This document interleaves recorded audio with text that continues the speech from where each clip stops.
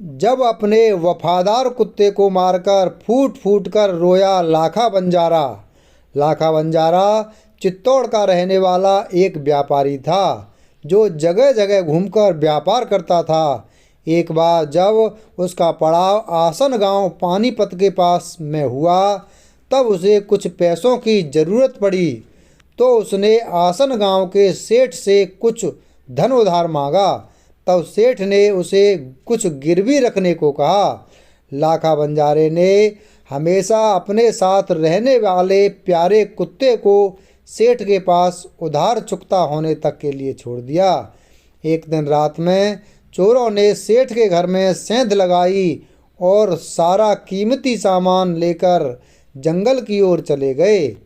इस दौरान कुत्ता भौंकने की बजाय सेठ को जगाने का प्रयास करता रहा, और जब सेठ नहीं जागा तब वह चुपचाप चोरों का पीछा करते हुए उस स्थान पर पहुंचा जहां पर चोरों ने धन छिपाया था, और उस स्थान को पहचानकर वापस लौट आया।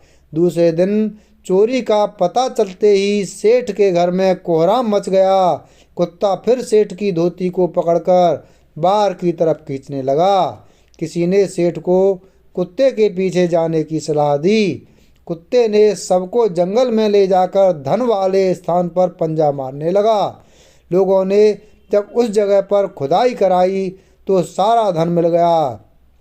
सारा धन प्राप्त होने पर सभी लोग कुत्ते की वफादारी और समझदारी की प्रशंसा करने लगे।